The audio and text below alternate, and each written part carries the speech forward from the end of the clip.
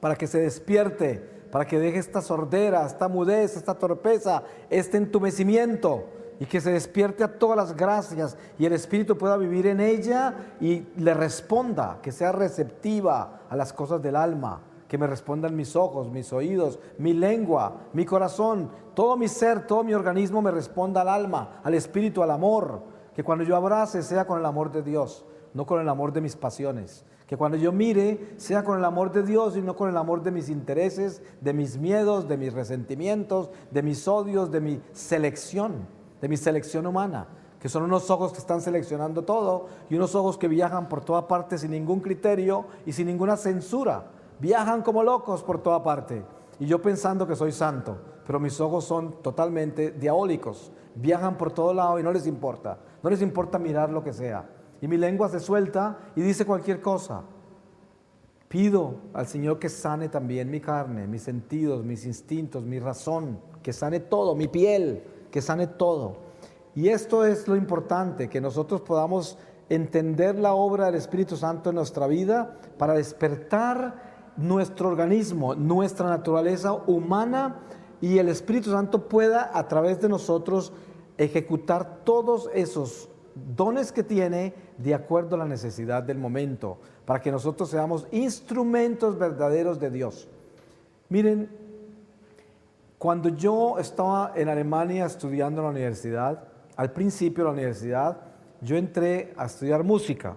Entonces, el psicólogo que me estaba dirigiendo, un consejero, me estaba dirigiendo para que yo me enrumbara en el mundo de la música y me llevó a un concierto de la Filarmónica de Los Ángeles, para que yo estudiara bien lo de los instrumentos y dijera, bueno, usted le quisiera ser un músico que va a especializarse en instrumentos y todo esto, mire bien los instrumentos musicales y dígame en su corazón qué instrumento le llama más la atención. Era una prueba en que me estaba poniendo él. Pasé por toda la sinfonía, etcétera, observé todo. Cuando salimos me preguntó, ¿qué instrumento te gustó más? Y yo le dije, bueno, una cosa le digo por seguro, si algo yo no haría, ni loco nunca, sería estudiar para ser el tamborero, porque ese tamborero de la Filarmónica toca como cada media hora una vez, y yo quiero ser más bien el violín que está al frente, que ese sí está activo, y eso sí tiene sentido. Bueno, así quedó. Ahora, dentro de mi experiencia de Dios, descubrí algo bien importante, y es esto. Nosotros somos la sinfonía de Dios y somos instrumentos. No importa cuál es el instrumento. Primero, lo importante es que esté afinado. Y segundo, lo importante es que cuando el Divino Maestro comience a tocar, nuestro instrumento pueda funcionar. Ese tambor que yo no quería, me di cuenta después de que si ese tambor no suena, se pierde el ritmo de toda la sinfonía. O sea, hay personas que piensan que su vida es insignificante. Yo a veces hablo con personas y dicen, ay, tan bueno para usted que viaja por todo el mundo predicando. Yo he soñado con hacer un apostolado con mi vida desde que me he convertido y regresado a la fe. Yo quiero estar por todas partes proclamando que el reino de Dios, o sea, yo quiero ser el violín al frente, ¿cierto? Y yo les digo a la gente, mire, a lo mejor usted es un tambor, ¿cierto? Usted no se preocupe, que usted tiene una posición dentro de la sinfonía, usted es un instrumento y no se preocupe con ser un violín y estar al frente. Esas son cosas que solo Dios decide, porque usted es un instrumento de Dios. No se convierta en instrumento suyo para escoger cuál es el que más le gusta, porque entonces nunca será el instrumento que usted es. No se trata de escoger instrumentos, sino de ser instrumento. Si yo soy fiel, Dios a través de mí hará su obra y yo seré el instrumento que fui creado. Y en esta forma tengo paz. Porque mire usted que este mundo nos ofrece a nosotros todas las posibilidades. Estamos, según yo he entendido, por lo que el Señor me ha mostrado, nosotros estamos al final de los últimos tiempos. Y esto no con el ánimo de decirles de que estamos hablando de tiempo humano.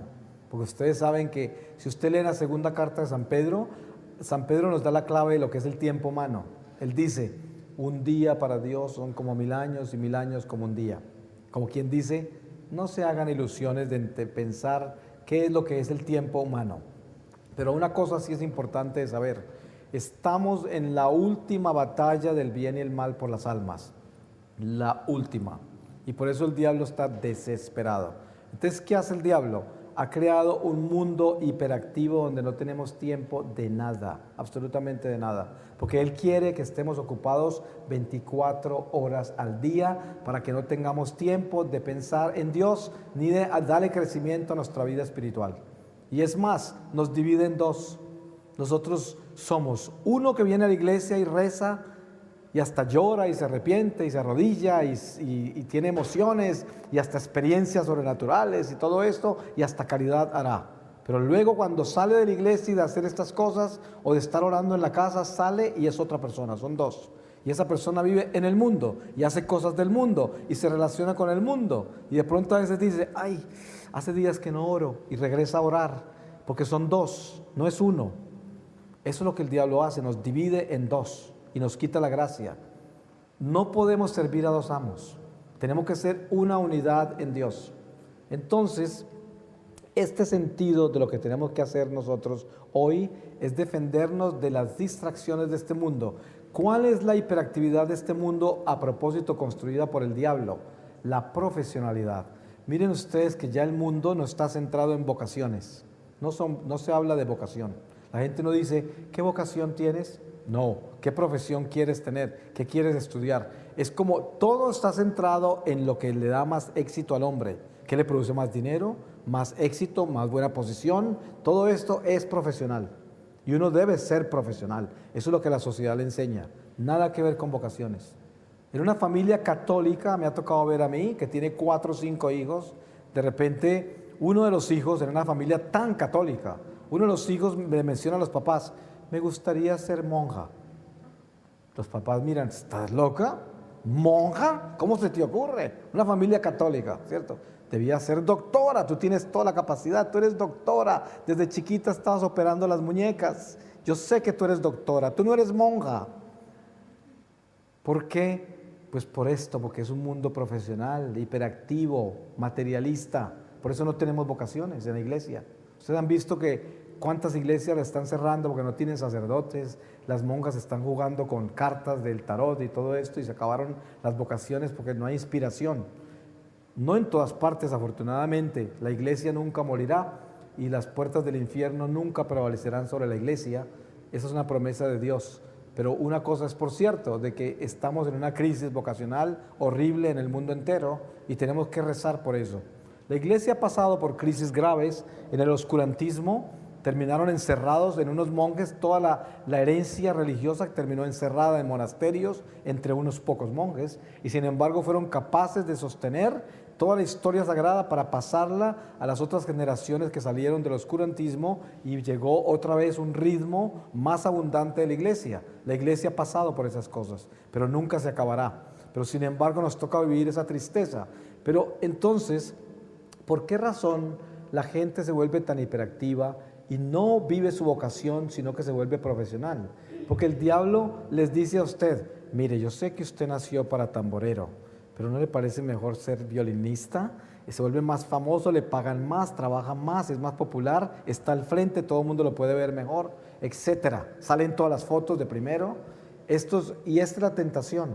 O sea, el que es ingeniero también quiere ser economista y quiere ser abogado y quiere tener PH no sé qué. Y bueno, lo que usted quiera es interminable. Las metas que este mundo le coloca al hombre, interminable.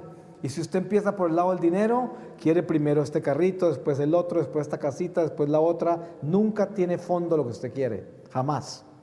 Y si no, está metido en toda clase de vicios. Hay gente que no le interesa comprar carro, ni casa, ni nada, pero está perdido en la impureza sexual, en el alcohol, en las drogas, en toda clase de cosas malas. Pero por algún lado lo tiene el diablo agarrado. Porque yo conozco gente que dice, yo no tengo ambiciones de tener propiedades y cosas materiales ni nada, pero es un borracho y es un alcohólico y es un promiscuo. Entonces, ¿qué? Es lo mismo. ¿Cuál es la diferencia? La diferencia es que nosotros para ser espirituales debemos entender cuáles son los dones del Espíritu Santo. Y los dones del Espíritu Santo son los dones que es la divinidad en nosotros.